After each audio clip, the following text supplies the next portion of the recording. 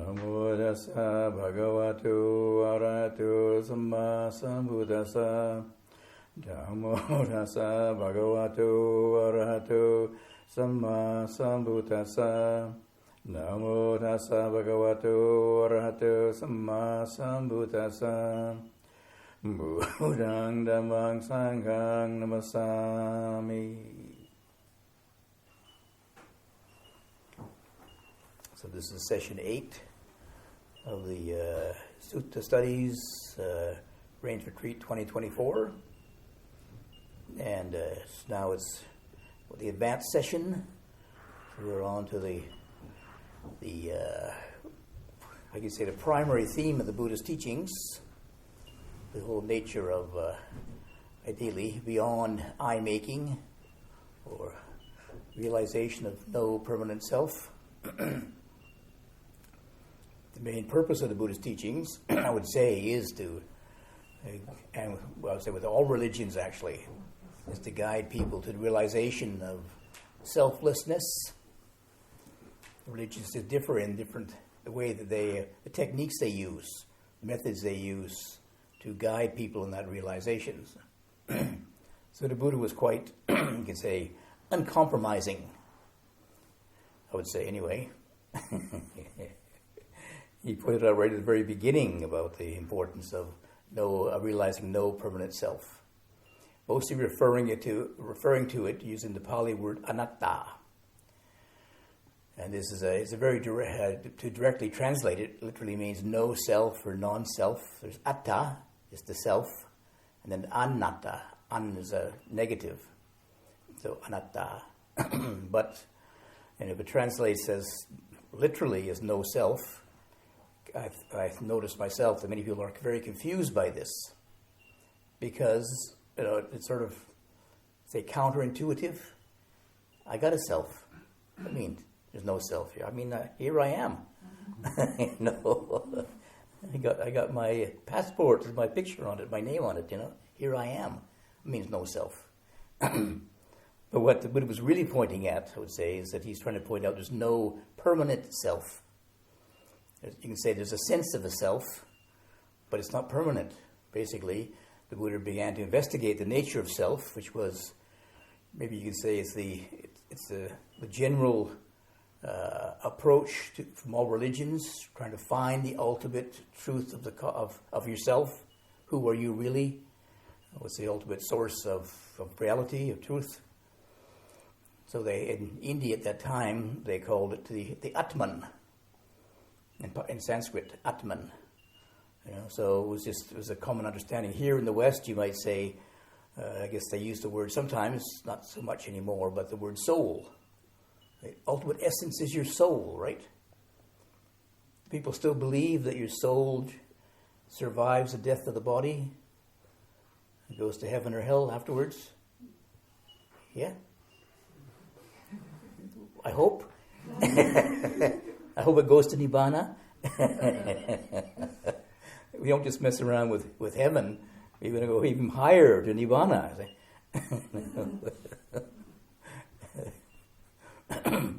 But it's so much a part of everyday culture, everyday way of thinking to assume that there is somebody here, right? How are you? If you ask a Buddhist, how are you? You say, well, my feeling is pleasant. My perception is this much. My consciousness is that. Is a bit cloudy. The body is a bit tired.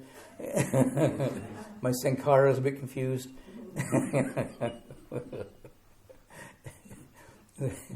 So people were just assuming that there is something ultimate reality.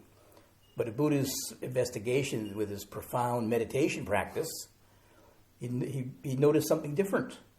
Instead of there being a self, a certain thing called a self, there are these processes going on, very subtle processes going around in the background. Just like we look at material objects, right? So we see something solid there. But when the scientists investigate, they find that it's made of atoms. Atoms are mostly 99% empty space. Yeah. Is it a proton and a neutron with electrons spinning around it? That's what's really there. But you think, oh, there's a nice solid pillar holding up the roof. Hopefully it doesn't, hopefully the empty space doesn't predominate and come crashing down. But they're spinning around, you see. So these processes are moving, they're in constant movement, arising and passing, arising and passing. And if your meditation is not very clear, not very sharp, you don't notice that. Just like your thoughts. You observe your thoughts. Can you see a thought arising and passing away, or do you notice just a flood of thoughts? I'm just thinking, one continuous flow of thinking. But if your mind slows down somewhat, you look more carefully, maybe you can notice there's as a thought arises. That takes a little bit of mindfulness, right? It is the third exercise in developing mindfulness, states of mind. Where does the thought actually begin? Where does it end?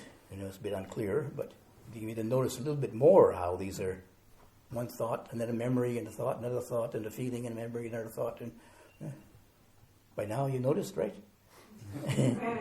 What is it, 6 weeks already? You still aren't just on the flow of thought, are you? The flood of thought. You're being flooded with thoughts still. So anyway, in the Pali Canon, there's a few instances. Most of the Buddha refers to anatta, just like that, just no self, non-self. But there's a few instances in the Pali Canon where he refers to I-making, ahankara. And this, when I came across this, unfortunately, it doesn't mention very much what it actually means. But it implies, of course, this truth the Buddha realized, that the sense of self is being made up. It's a making process.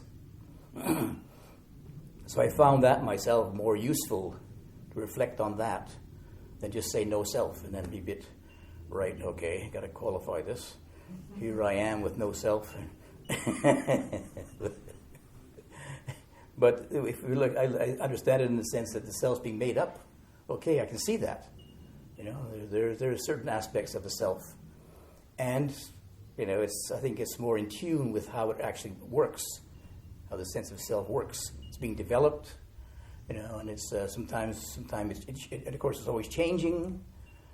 The making is not always progressive. Sometimes it's just take different forms, that's all. But when you understand it that way, then maybe you recognize, it's being made up. It can be, in the sense, unmade, right? Just made up. And you make it up. With the various, here, sounds a bit funny, doesn't it? I'm making myself up. But you are, actually. By the way you think and act, by your kamma, the word for I'm making is ahankara. And the word for it's very close to the root karma, kamma. Kamma is also making, doing, action. So the I is being made, So you can do other kinds of kamma, action, to not feed the I, to undermine it even, to see through it. If you understand what the process is. That's a little, a little qualification. You have to understand what this self is.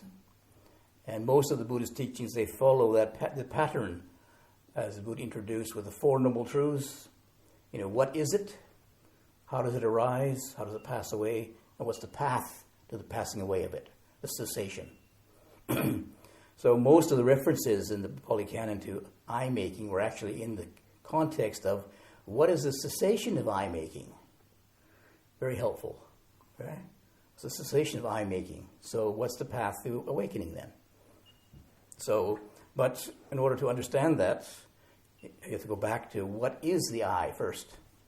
How is the I made? What is I making? So there's no one place where the Buddha mentions that directly. But if you go through the Pali Canon, which I did, why it took so long to finish it, I had to sift through it and find different references to this I-making process. And just my approach to it, I distinguish 4 different phases. Mainly it's coming from the point of view of the 4 phases of development, are also relate to the four phases of working through it, seeing through it, dismantling it, if you like. From the most subtle, the I-making part, most subtle to the most developed. And it is like, you can say in psychology, there is something called behavioral psychology. There's a behavioral psychologist in England who wrote a book called The Self-Illusion, studying the nature of the self, behavioral psychology. He noticed how self is just made up. Yeah, the young child, as soon as it's born, has no sense of a self. Yeah, it takes a little while before it gets a sense of, oh, here I am. Yeah? The arising of the thought, I, separate from the mother and separate from the environment. And as it gets older, it gets more and more sophisticated, more and more civilized, more and more defiled, more and more egotistical, basically. And life gets more complicated and suffering. The young child has a very, very basic sense of self. It's a very, very basic suffering. Feed me. Eat, sleep, and keep warm. But an adult, he has more complications. Yes, yeah. Praise me, love me, blah, blah, blah. So anyway, to get back to the how I-making is made up, the first level I point out is, the Buddha mentioned this is what's called anusaya. I translate it as underlying dispositions. That means we have a tendency, automatic tendency towards conceit, towards self-referencing. It sort of makes sense. The beginning of the self begins to recognize, oh, here is this there's something individual here compared to out there. So there is a natural tendency to, after a while, this difference is, something there, something out there, in here. The in here must be me.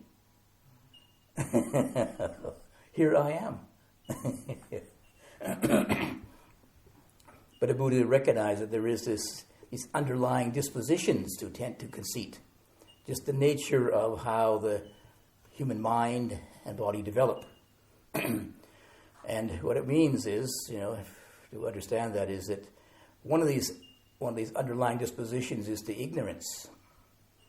So if you don't work on these underlying dispositions, they just keep replicating.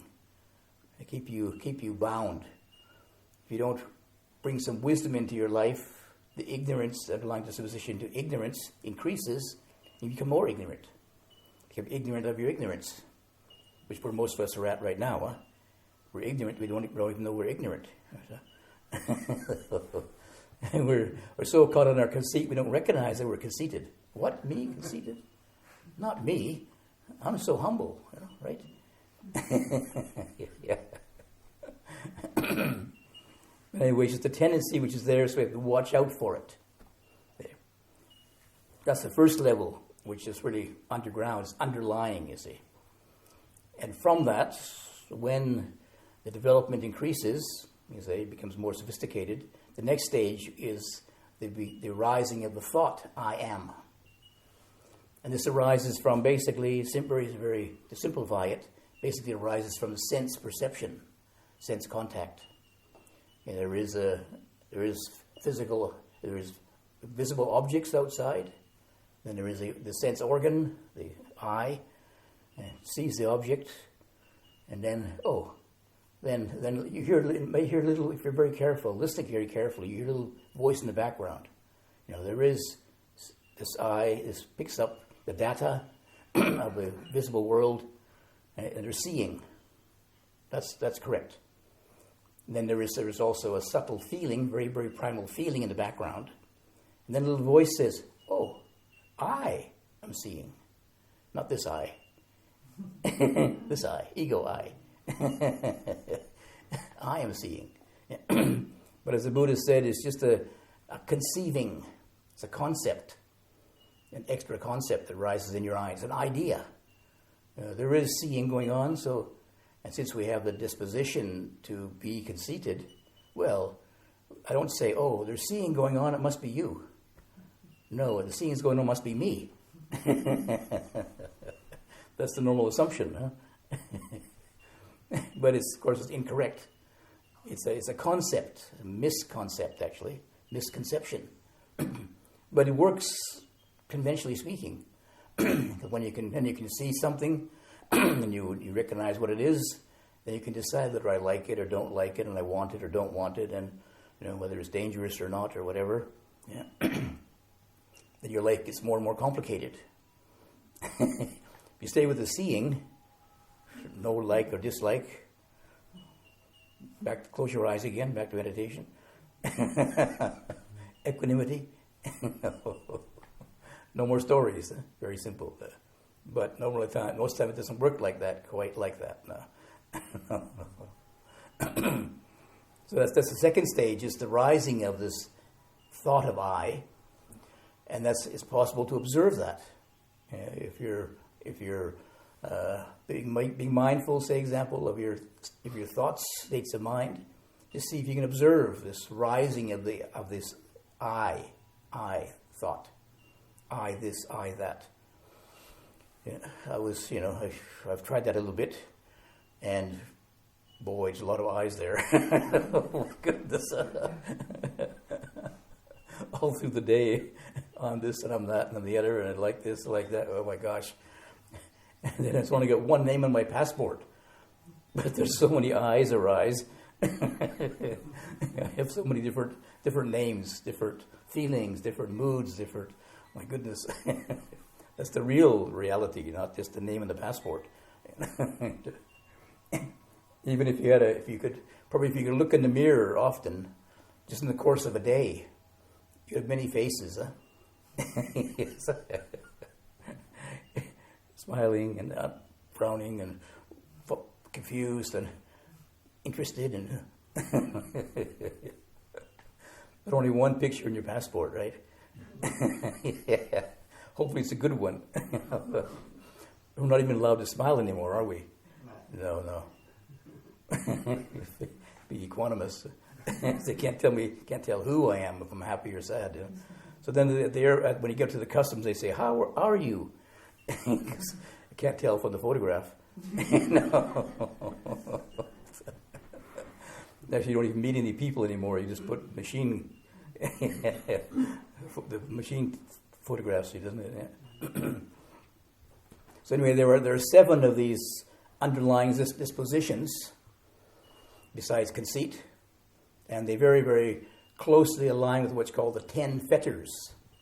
10 fetters, which they fetter us to the rounds of birth and death, you can say. Anyway, even if you don't understand these underlying dispositions, you don't see them, then it just keeps going. They keep getting replicated over and over again because they're underlying they're unconscious tendencies, basically.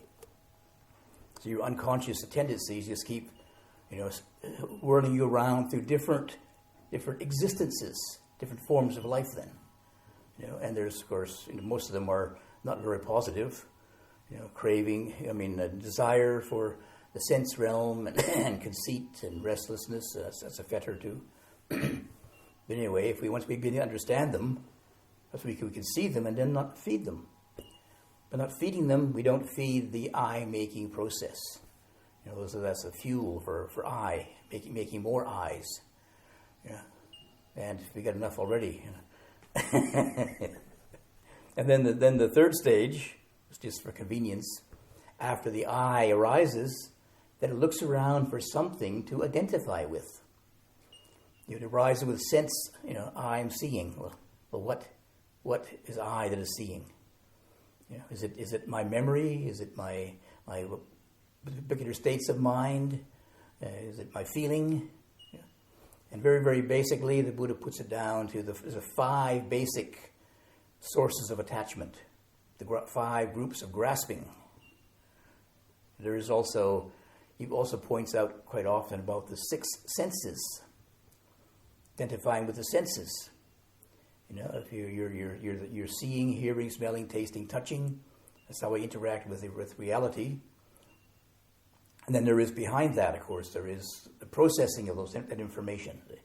So it goes down to the six senses can also are included in the five groups of grasping, and the rupa. They are the physical realm, the physicality. But then there's more sophisticated processes: the feeling and the recognizing, the sanya, the thinking about, the sankhara, consciousness or vijnana, bare knowing. They're more and more subtle processes. But many of us have grasping or attachment to them too. So unless you're aware of them, you can be aware of, okay, I'm not, I know I'm not my eyes, I know I'm not seeing. No eye there seeing. But still, there's an eye there thinking about what you just said, how wise you are about not recognizing the grasping of attachment, grasping of the senses. That's the level where we do most of our practice, if you like, at the level of grasping, identification with the five groups of grasping. So that's where most of the meditation objects are mentioned. Most of the themes are mentioned with regard to them. You may notice that in the developing of mindfulness, the four themes of developing mindfulness, the body, that's one of them. That's one of the main sources of grasping. Then the feeling, states of mind, that would be the sanya, sankhara, vijnana, if you like. That would be the recognizing mental activities and consciousness. And then the fourth one includes the five groups of grasping in it as a specific meditation. So the Buddha is giving us these, in the ground of developing mindfulness, become familiar with the body and feelings and states of mind, and gradually begins to become more clear. Just saying the five groups of grasping, for many people, how do you distinguish between a feeling and a memory and a thought, But if you spend some time developing mindfulness and more awareness with regard to the states of mind, you begin to slowly be able to recognize them. Slowly becomes more clear. It's like a template, if you like, the Buddha put on this sense of self. You just say, don't grasp yourself. Which part? I got 5 parts to the self here. The body, the feelings, which one don't grasp? But as I think I mentioned before, though, that many teachers just say, well, if you focus on one of them, if you focus on one of these, usually the body, as most teachers emphasize the body awareness, then, if you see that clearly enough as impermanent, unsatisfactory, not self, then you have a real breakthrough. You'll see that what I believed in before as being myself, this coarse physical body, this is where we have most of our attachment, most of our grasping, because we had a body first before we had a consciousness, if you like. The body was the first source of our grasping. When the young child is born, it doesn't think about, having some, having a lot of intellectual entertainment, watching videos. He just wants to eat, satisfy the sensations in the body. That's all. And the most subtle, the most advanced level is, you can say, what's it? The cook is going inside. Oh yeah, left the door open. Yeah. Okay. You can take it. Not in here. No, it's going out. It's the other one. Cut.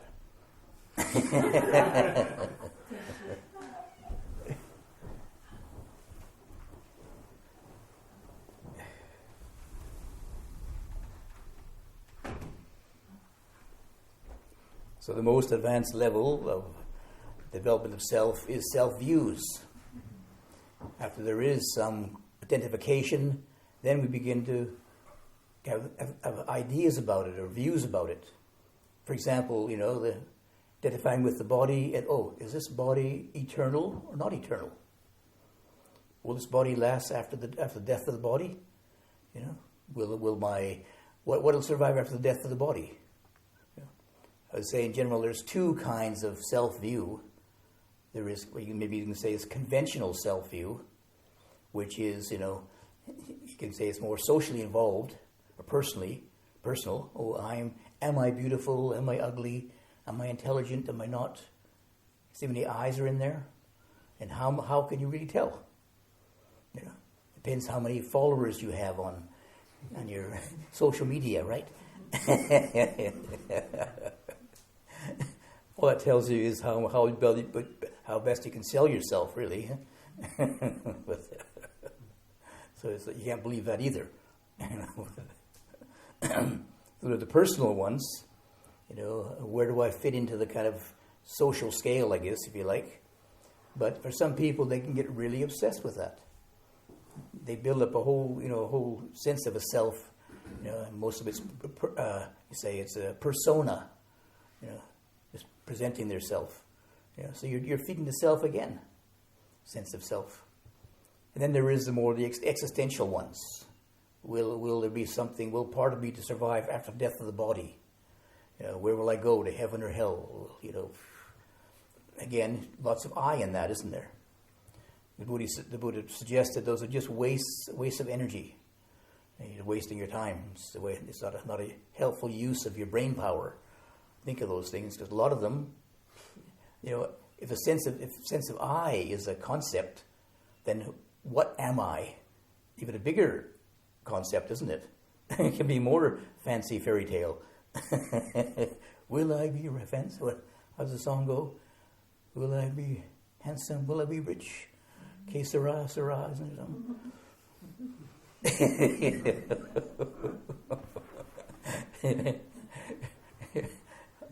I want to ask you personally, but just think about how many times when you were younger, you know, and you're watching television, you think, will I be in Hollywood? Will I be, you know, on the BAFTA Awards? Will I be? We all want to be a movie star, right?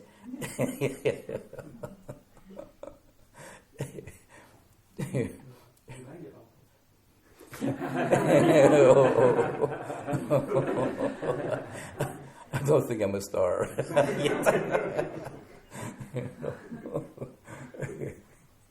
I might have 5 thumbs up, but I don't look at how many thumbs down I have.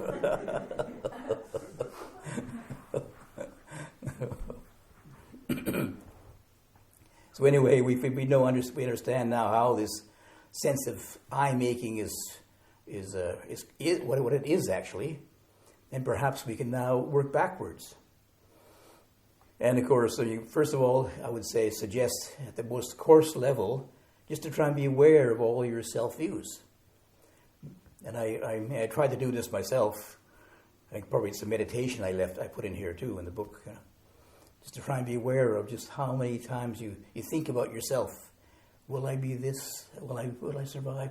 You know, will I make Nibbana before I die? That could be a song, couldn't it? A Buddhist song.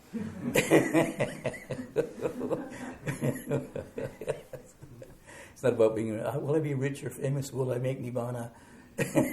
Will I be a Sotapanna before? No.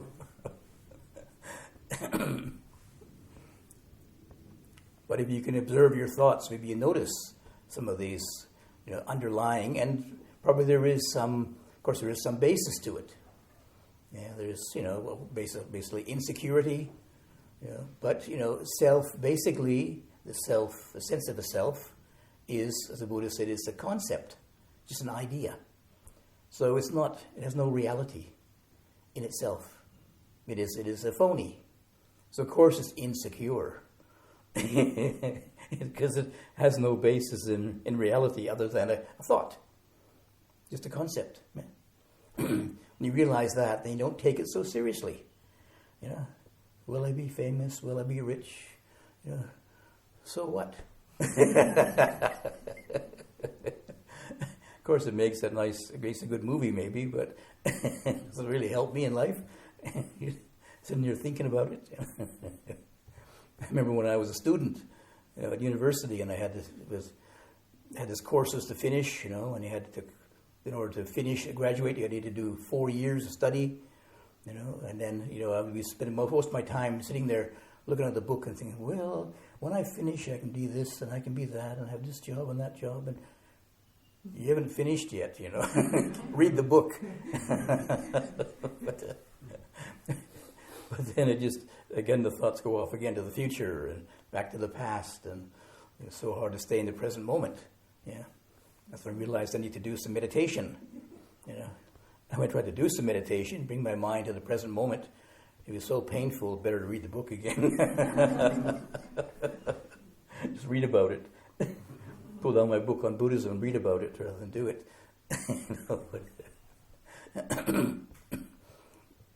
But then most of the real work in meditation works at the level of identification. Because this has been going on, most of our life, our whole life basically. Well, hopefully, at least up to before the retreat, right? So to come on the retreat, we're kind of working on some of the backlog, right? Working through some of the backlog, and so hopefully we aren't building some more self in that. I know, maybe some of us are in a way. We are building up a carpenter self and even a bigger one. No. We'd be able to put some down, maybe. Retire from being a carpenter self. Great meditation. Yes, yeah. If it happens, it happens, right? Yeah. Yeah. But so the Buddha fortunately gave many different meditation themes to use. So many of those themes I mentioned, like last time, developing the factors of awakening, and the last year was the Eightfold Path, working with the hindrances. I mean, these are practical exercises in working with the sense of self, the grasping of the self, what is feeding the self. The hindrances are feeding the self. The hindrances, greed, aversion, delusion, and these different forms. Your sleepiness, your restlessness, it comes from yourself. There's some aspect of yourself, we're usually somewhat unconscious and complicated sense of self that creates restlessness, that creates sleepiness and lethargy. By looking at them more carefully, you begin to see where they come from, what's behind it. You begin to see some of these, sources of self-making, as it were. And then developing the factors of awakening. The Buddha is giving us then these certain powers. They are self too. Mindfulness is an aspect of self. You start off with it's a sankhara. It's one of the mental states of mind. It's like one of the mental activities, sankhara. And then but developing it, the Buddha realized that some of these can be developed to a degree where they become selfless. For example, developing mindfulness, beginning, we start off, the first stage is, I'm developing mindfulness. What am I doing? I'm developing mindfulness of breathing. I'm developing mindfulness of breathing, right, okay. If you keep up with that, you may notice at a certain stage then there is a phase when there is, maybe the first stage is, I'm developing mindfulness of my breathing. And if you keep up with it, you may notice that I'm developing mindfulness of breathing. Oops, there's one eye dropped out. I'm not breathing. There's just breathing happening, okay? Develop it further, and then you notice there's no I developing mindfulness. There is mindfulness developing. And at a certain stage, maybe you notice there's just mindfulness of breathing, and nobody there doing it. That's what mindfulness can do. If you develop that quality enough, it steps outside. It's an impersonal quality of mind. But of course, most of us, we need that self part of it to get it going. Having the Buddha point out to us the value of that, of collectedness, mindfulness, equanimity, remember them? Joy, energy, investigation of Dhamma, yeah. They start off with, okay, I have to work at them first. But the more you put energy into them, they become stronger and stronger. They become like spiritual powers then. They gain power in themselves, and you don't need to feed them anymore. To the point they say that the Arahant has mindfulness 24/7 without having to actually do anything about it. He's not sitting there thinking. They're not sitting there thinking, "Oh, I've got to be mindful now." There's no I there to be mindful. Mindfulness just is. When I went to stay with Ajahn Chah at his monastery, Wat Pa Pong, I was staying first of all at the international monastery because I couldn't speak Thai. Then I decided, well, here I am in his monasteries. Maybe I should go stay with him. And I wanted to kind of figure out who Ajahn Chah was. What was his trick? How to become a great meditation master quickly. So I wanted to go there and study him, you see. So I made a point of studying Thai language and recording his talks and listening to them and trying to translate them. But the more I listened to his talks, the more I got sort of basically confused. What he doesn't have a certain fixed view of things, He's kind of, he keeps changing his ideas all the time, Tells different people different things. There was one man who came along and he came from Bangkok and he came to see Ajahn Chah and he says, he had a family tragedy. He came to ask Ajahn Chah, he said, I want to become a monk. Ajahn Chah said, no. Monks are just lazy, don't ordain, no. What? Next day somebody else came, a village man came. Maybe he's in his 50s, mature man. His family, the children were grown up, and his wife and him both want to be interested in Dhamma. He says, I want to come to ordain. He says, yes, you should come to ordain then. Yeah. What? You just told the other guy not to ordain. What? It was very inconsistent. What was it? You're supposed to be, a meditation master and tell everybody to ordain and get enlightened and all this, And one day I was kind of puzzling and just observing this at a distance. What's going on? Then it just occurred to me, there is no Ajahn Chah. There is no fixed person there who has a fixed view. There was just mindfulness and wisdom functioning. So this person, say the person from Bangkok came along and asked to be ordained. Ajahn Chah realized he's running away from his tragedy, you see. I don't know if that was right or not, but he could read him. Trying to escape from his situation. To be a monk, that's not a good thing to do. Don't ordain. Basically go back to Bangkok and face your tragic situation. And the rice farmer his children are grown up. Doesn't need to be a farmer anymore. Him and his wife are separated. Okay, he's ready for it. Yes, you should. Just mindfulness and wisdom functioning. There was no fixed Ajahn Chah there.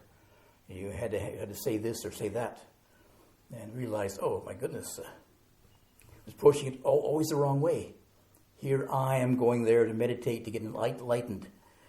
It's never going to work. Enlightenment is there when you are not. So how to not be there? Be with the mindfulness.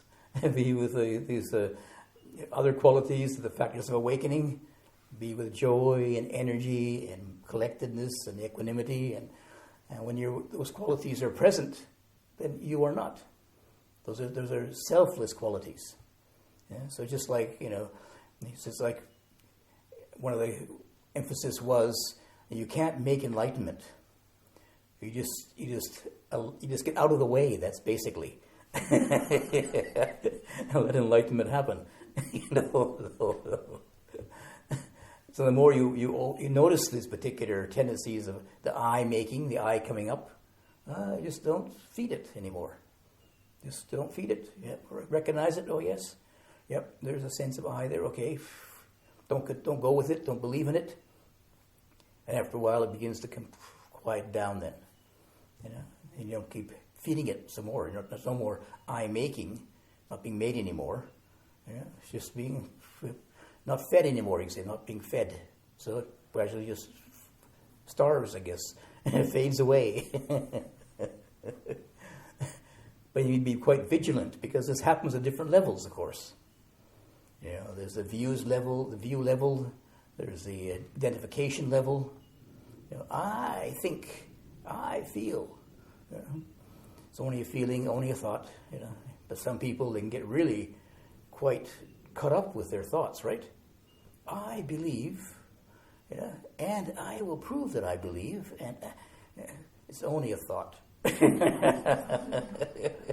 Only a bunch of hot air, you know, a passing thought going through your mind, you know, and tomorrow you say, why did I ever follow that thought? You know?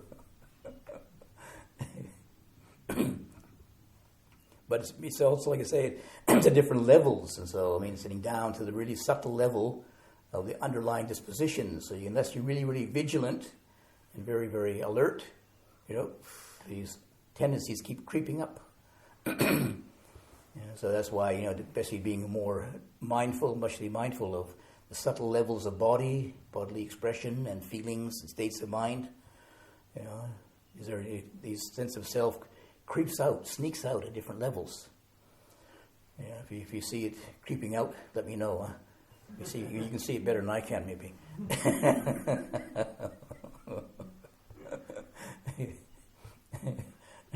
I've got used to seeing my critical gremlin, you know, over my left shoulder here. But you shouldn't do that. No, not you.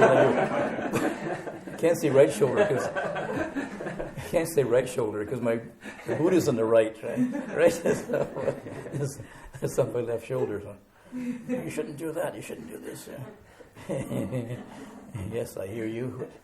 You notice I sit like this a bit.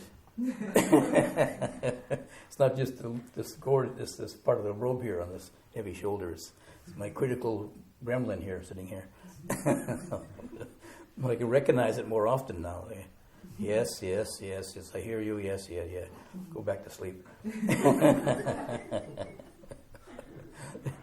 But if you try and get rid of it, you believe in it. You see. If you go with it, then you feed it again. See? Even you try and get rid of it, you have to hang on to it first. You have to believe in it, hang on to it to get rid of it. You see. So you just listen to it. Yeah. And then you smile, right? Remember, keep smiling.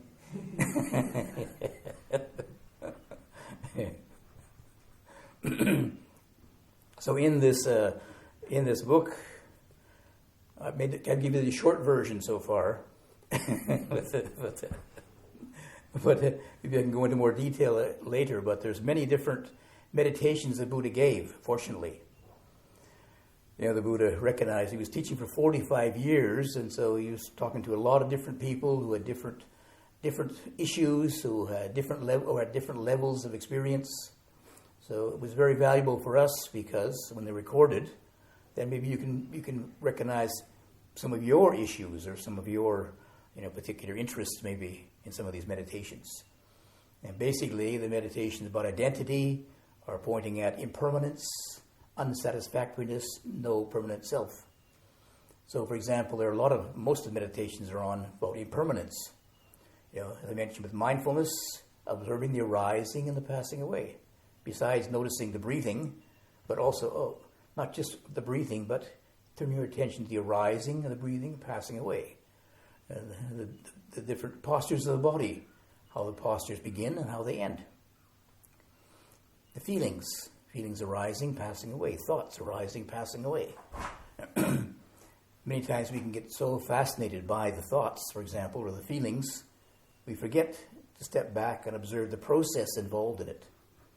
They're just thoughts. They're just feelings. You know, some of the thoughts, when you begin to observe them, you maybe notice, those are some really interesting thoughts there. When I was at Amaravati, I was writing a book about the monks' Vinaya. Doesn't sound very interesting, but but I was studying about it, and then I had to go to the evening meditation at 7:30. So I went to the evening meditation, and I'll be sitting there meditating, and that's a really clever thing to say. Wow. I gotta remember that day for the book, you know. Yeah. Time I got back to my room, I forgot it, you see. So I had a little notepad with me, and I put it beside me. And then, oh, that's very interesting. Write that down. Write that down. Got back to my room, looked at him, and said, "That's not so clever after all." When your mind is quiet, some of these thoughts are very, very interesting. Very profound. But the Buddha points out to us, besides being aware of them, make sure to be able to observe, shift to the processes involved. The universal processes of arising and passing away, arising and passing away. There are meditations on unsatisfactoriness. It's not a popular theme. Who wants to investigate unsatisfactoriness? But for some people, maybe that's a very helpful meditation for them. Meditating upon, the unsatisfactoriness of human existence. We're born. We're gonna get old. We're gonna die. About we had last week. There's many stories about sorrow and grief. People dying. Passing away. And then there's a meditation specifically about no permanent self. The Buddha pointed at, gave very, very direct instructions about that. You should observe the body and reflect. This body is not me, not mine, not myself. You gotta be a little bit careful you don't just get dissociated, and go around and go stomping around saying, "I'm not this body, I'm not this body. Really, I'm not this body." Yeah, right. You can say all you want, but it looks like you really used to have a body, man. Yeah. What is a contemplation? You get caught up with the body. This body is not mine. And I find this helpful sometimes, because especially if the body is a little bit uncomfortable, you think, "Oh my gosh, I'm getting old. I'm getting sick." The body is not yours. Relax. Let it do its thing. And I've noticed over the years that even though when there are some minor ailments in the body, and partly it's supported by the fact we're so far away from the hospital. but if I just be with it, can be with that discomfort for a while, usually 3 or 4 days it goes away. The body can heal itself. Yeah, we still need doctors, of course, but not out of a job yet. but many things, especially the minor things, you can just be patient with them, and and observe. You can learn. You can turn it into meditation practice. Yes, the body is uncomfortable. Yes, but the body is not mine. The body has its particular patterns to it. It has to function within the confines of cause and effect and the laws of nature. But the body has also incredible powers of recuperation and healing itself.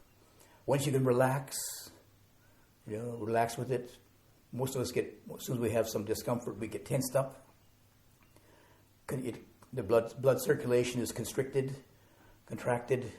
Maybe you get so stressed out by worrying about it that the immune system can't really function properly. But if you can just relax and know, yes, what does Buddha say? Body is not yourself, right? Say, not me, not mine. Yes, yeah. Ouch. Takes some patience. And allow the body to go through its healing process, and it's amazing what changes can happen when you don't try and get involved in it so much. Try and force it or try and make yourself better, to allow the body to heal itself. So when we begin to reflect upon these things, it does require contemplation. As the Buddha said in the Discourse on Mindfulness, contemplate, look at it again and again and again. Many times we're still very much imprisoned by our habits, our habitual way of thinking. And with these underlying dispositions, tendency is to always think in terms of me. This body's not really mine, yes, but I'd like it to be stronger. I'd like that I wasn't so tired all the time. What can I do about it? So, yeah. So the more we contemplate, investigate, these simple themes, you begin to suddenly they become more and more clearer to you. Slowly, slowly becoming more clear. Then, ideally, your life can live in harmony with the ultimate truth of impermanence, unsatisfactoriness, no permanent self. And then that's called enlightenment. A1.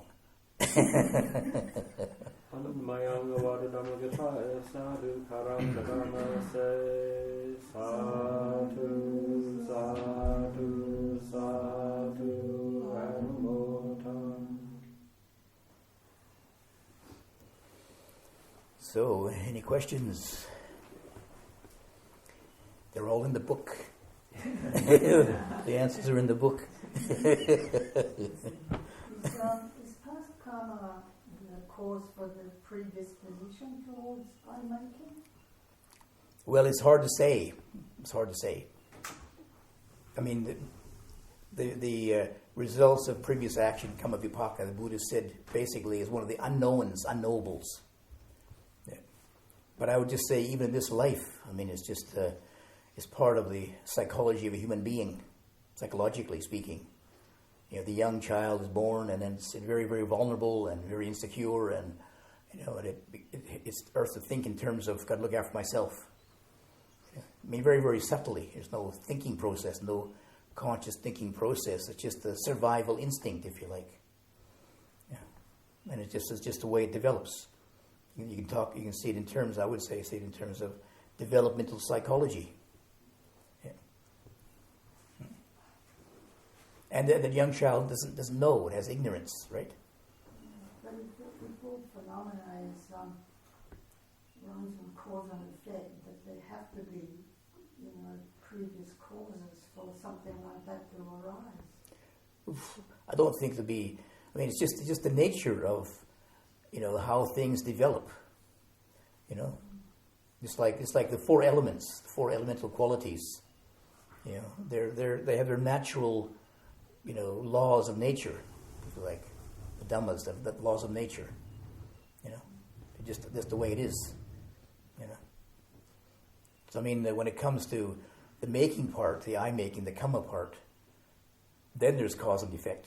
It's like once the sense of self gets developed to some degree, then it starts to. Then it's the cetana, the will, or the volition that makes things. The Buddha said that's the karma. But the young child, I wouldn't say makes karma really. Very, very, very, very hard to say that the young child makes karma, makes good or bad karma. I mean, like from previous life. Yeah. Causes. Yeah. Well, it's hard to say that, Really hard to say. So there are some things that are unknowable.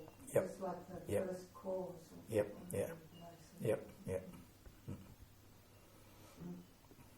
And if it's because it's unknowable. I mean, the Buddha did point out the importance of wisdom and understanding. So, like those four areas of the unknowables, you just put them aside. Don't you can't really. You'll drive yourself. In the Buddha, Buddha says you'll drive yourself to distraction or something, or but because there's no answer you can give yourself.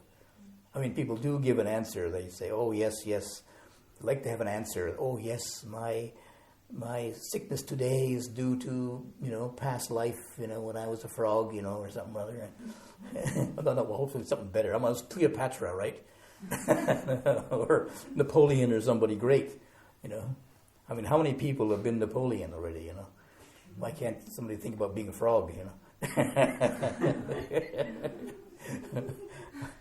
When I lay out in the sun, sometimes I think I must have been a lizard in the past life. Enjoy lying in the sun. More chance of being an animal probably in the past life than being a human. I was a dinosaur, and I was animals have been around longer than humans, you see. Some forms of animals,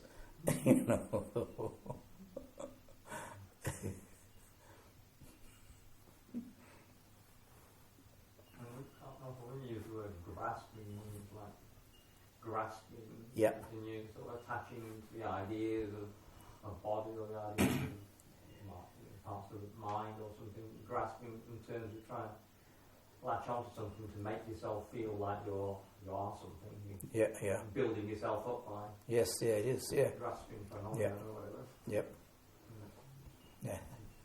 But craving, I say, is the craving is the action, but it's the grasping that comes afterward, which is the craving is the reaching out.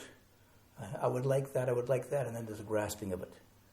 And the grasping is what, latches onto and holds. And then it becomes identity. I would like to be happy, the craving for happiness. And you reach out for something which you think will make you happy. And then you grab onto it and think, hey, I should be happy. But all I got is a hard hand. I mean, my hand is stiff now.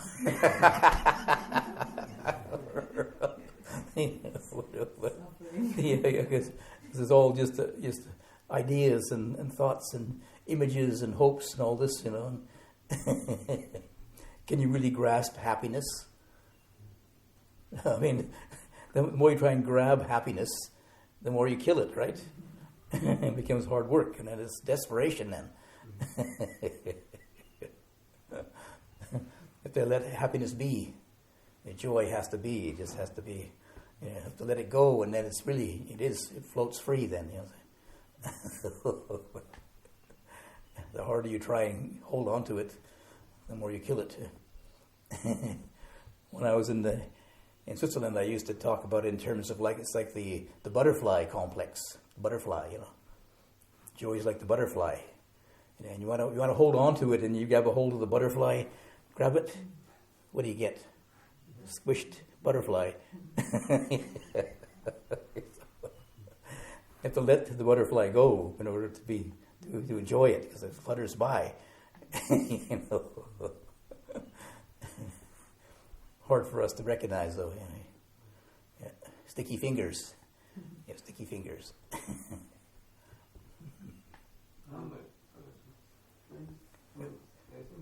Vijnana seems to appear as like this last thing in the sequence. Yeah. But wouldn't that be? Why wouldn't that be like the first thing? This basic, this what we call knowing, this bare knowing. Yep. And when something, Yep. mind comes into contact with matter, this sort of bare knowing. Wouldn't that be the first sort of thing? Yep. And then all the other things come after that. When it talked about the senses, it comes first. Under contact. Yeah. But I think when we talk about the 5 groups of grasping, it's last because it is, it is the kind of primal thing. The vijnana, the bare knowing, needs an object. It needs a materiality. It needs feeling. It needs sanya. It needs a recognizing. It needs states of mind in order to exist. You'd be conscious of something. You see. So if there wasn't any materiality, there wouldn't be any consciousness, basically. So it's sort of like it is the most basic, the most common, the most fundamental of the states. But it needs the other ones to be recognized, to be supported. But when it comes to sense contact, and it comes first, because you got to know that there is sense contact. Then the other ones get triggered off, you see. So. What about when consciousness is just there on its own, and it's a kind of it has this emptiness as a quality, so what's the object there? There's no object there, it's just consciousness on its own. Consciousness of what? Consciousness can just be conscious of itself. Yeah, okay, there is an object then. Oh, yeah, you're right. Yeah, a very subtle it's object. Not an external object. Yes, yeah, but it's a very subtle Yes. object, but it is. You are right. Yeah. So, yeah. Yeah. Some people call it pure consciousness. Yeah. Then, just conscious of itself. So in the case of little babies, you know how they don't have a sense of I, but they're still deluded because they're still, Yes, you know, yep. so they don't have mindfulness and wisdom. No. They don't have a sense of I. You know, I, me. So, I mean, how does that doesn't make sense because you know it's all about the sense of self, isn't it? I mean, I mean, like Nibbana is, you know, like realizing non-self, and they're already like. They're already non-self. They're already in Nibbana. Yeah, no, but No, no, no. they're not. You know? They're not, yes, because they have an underlying disposition to ignorance. Okay. Underlying, so you know it's like we you can say we're sort of, well, no, it's too kind of a bit idealistic to say, oh, they're born into innocence, you know, and then they have to get corrupted to realize the kind of value of innocence again, you know. It's like there's something about I think in one of the scriptures, not the Buddhist ones, I think the Christian says, you have to become like little children again or something. At least you become like little children all over again or something, you know. Yeah. Back to the very, you know, this sort of innocent state. Yeah. But they don't even know that they're innocent, you see, that's the trouble. They aren't aware that they are innocent. So then they try and become intelligent or something. They end up being uninnocent, being deluded, until they realize, oh, I made a mistake here, I got to go backtrack now. I developed an ego thinking that was the way to go, and then, oops.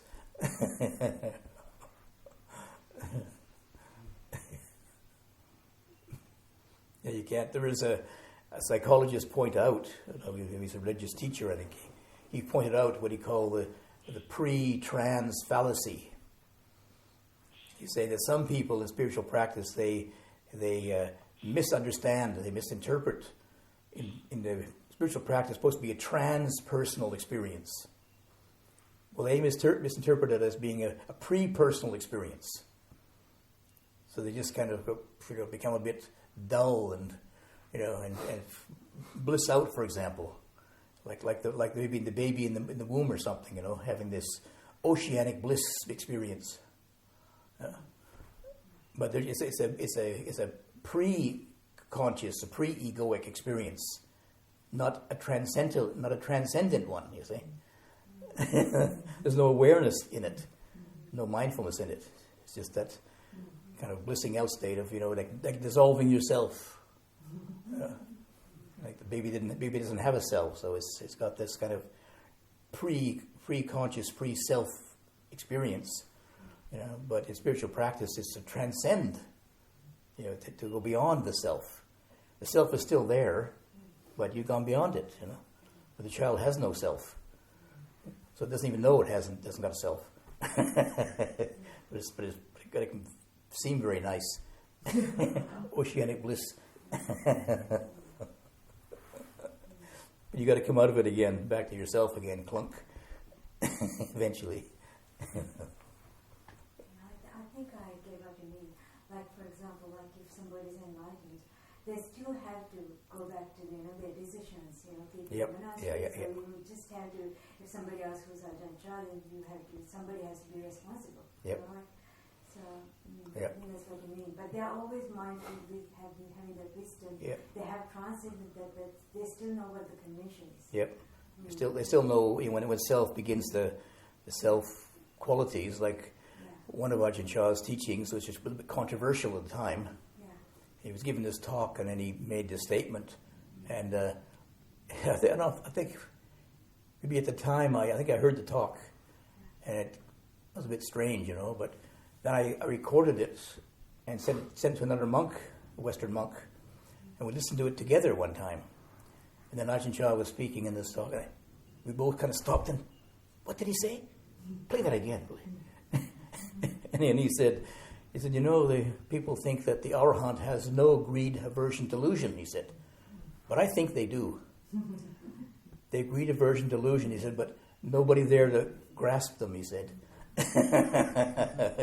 They just arise and pass away and rise and pass away, and they don't hang on to them and don't push them away. They just observe it. Greed arising, aversion arising, delusion arising, rising, passing away. And this is just like the story of the Buddha. You know, Mara, the Buddha didn't kill Mara. Mara came to the Buddha continuously through his life, and the Buddha just said, I see you, Mara. I know you, tempter. I know you, death. I know you, the personification of evil. I know you. And as soon as the Buddha recognized, as soon as the Mara saw the Buddha knew him, he disappeared. So the Buddha didn't get rid of it. He just could see it very clearly. Oh, this is delusion. This is greed. This is... Yeah. And it doesn't have the power over you anymore. See? When you are the knowing of it, you aren't it. See? We don't know it. It sneaks up with us, and then I don't even know. I'm unconsciously ignorant or unconsciously greedy or averse or something. So you're it then. Well, then you can see it. You're fully conscious of it. You aren't it. It's out there. You're conscious of it. So it's quite a different approach. Whereas a lot of the religions, they talk about getting rid of evil, and Buddhism does too. At the mundane level, refrain from evil, develop the good, purify your mind. I have 3 stages I see. The evil, most of the evil, is what feeds the self. The greed, aversion, delusion. It's for me. Then to refrain from that, and then develop the good. Most of the good is to do with positive things, to relinquish the ego, generosity and kindness, take self-surrender. Then to purify your mind of both good and evil, and any reference to self. 3 different stages, if you like. Step by step. It's the first time that I've heard that an arahant has no greed, hatred, or has them, yes. Greed, hatred, and delusion. But if they don't own it, you see, if they don't grasp it, they don't own it, they aren't it. So really, literally, they don't have it. It's another way of saying they don't have it. Rather than saying it doesn't arise, if they don't grasp hold of it, they don't have it. Yeah. Those arise as states of mind. They still experience their own karma. They still experience it. They don't create new karma, so they don't act on it. Yeah, they don't act on it, yes, yeah. I've just never heard that. Yeah, I know. That's why I say it was a bit quite controversial when we listen to it, because the scholars can say, no, the arahant has no greed, aversion, delusion. That's one way of looking at it. But from a meditating point of view, those thoughts are still there, but nobody grasps it. So they don't own it. So the result is the same, basically. They don't have it because they don't grasp it. So, but it still arises in the mind. Whereas, I find it more helpful to think of that way, because otherwise you're stuck with, greed arises. I shouldn't have it. Trying to get rid of greed and aversion, delusion, and I just don't know how greed just seems so intrinsically connected with the self. Oh. To have greed come up, and it's owned by no one. Yeah, I can't. It's hard to think of greed without someone being there. Greed Really? seems to have, Really? by implicitly, someone there. Does it not? Greed. Well, I just. when you look at the food tray there, and and that looks nice, but not hungry. It's not healthy. Remember that, yeah. Greed comes up, but you don't act on it. So it's still there. There is there's a liking for it, and there's but no action on it. For me, I think it really makes sense. It's really logic, because the mental formations still work the same. Yeah. Just how you react to it. So. Mm-hmm. Yeah. Because hate, greed, and delusion bring us to take the form as a human. So it's still going on. Yeah. So Sankhara is still, like the arahant still has the arahant still has the sankharas, the mental activities, but doesn't have any grasping of it. Because I heard that from another arahant as well. They asked, "Are you still angry?" He said, "Yeah." He said, "The anger is there, but He said My- can, my- but don't my job. Yeah, not take it. Not take it. Yeah. Yeah. But I don't. Yeah, no one take it. Yep. Mm. No food. We know it's hot, so don't grasp it. You put out the tray of croissants, and I'd like to grab it, but no, it's hot. Okay, I won't take it. I think they're just kind of fully skillful to deal with whatever function of this container 500. Yeah, They yeah. just know true meaning of it and Yeah. really fully skilled how to deal with it so that didn't have problem anymore. Yeah. So The doesn't five mean this doesn't Yeah. function. the 5 groups of grasping are not the problem. It's the grasping of them. Mm. Yeah. The grasping is the problem. Yeah. But they just function by themselves, and then yeah. But the usual unenlightened person, they identify with it, and yeah, and they this is my thought, this is my feeling, this is my, Yeah. and they get to act on it, and more I'm making out of it. Yeah. Because we sing in it, but for Arahantship, they step out of it and they just Yep. look at it. We are in. Mhm. Yeah. So when they talk about technically the Arahant, the unenlightened being has 5 groups of grasping. The Arahant just has the 5 groups, but no grasping. Padana skanda versus pancha skanda. Yeah.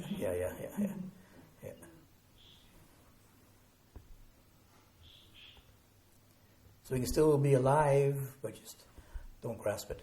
Right. Easy to say, yes, yeah. But there's still some interesting things there. You know? Sounds simple. Hmm? Sounds simple. Yes, yeah. That's why I have 2 sections about non-identity on the theory and the practice, you know.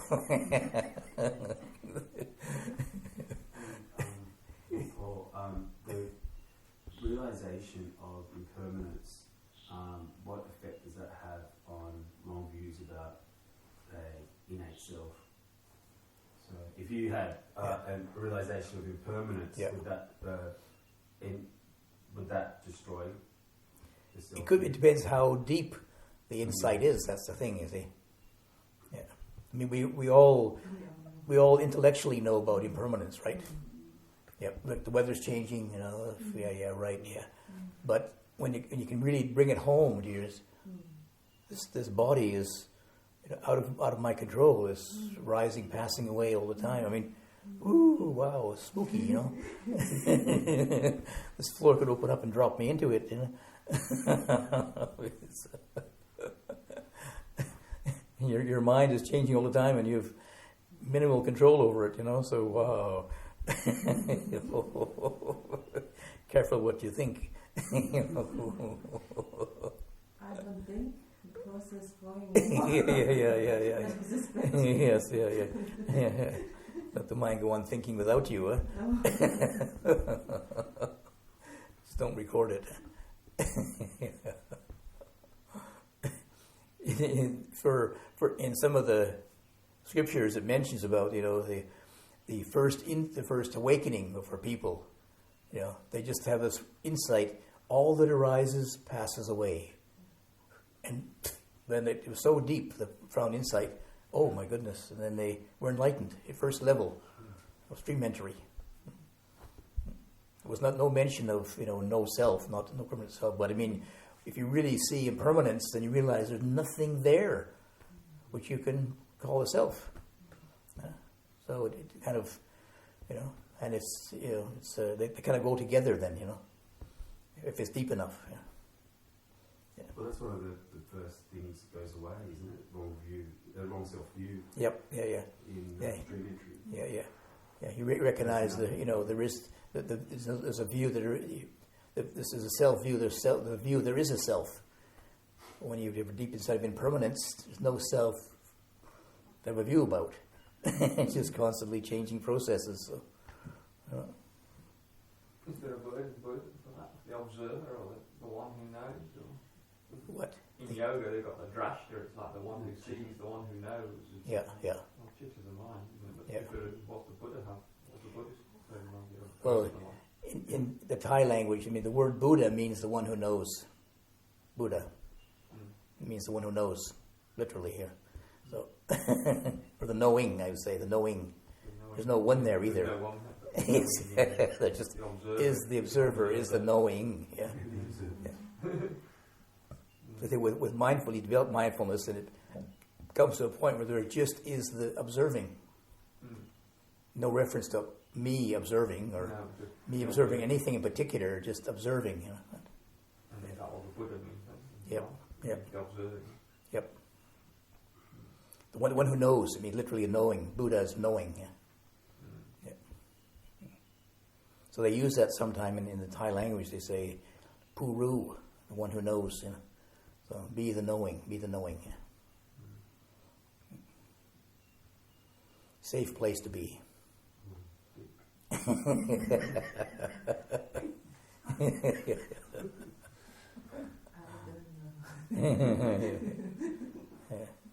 You don't know yet.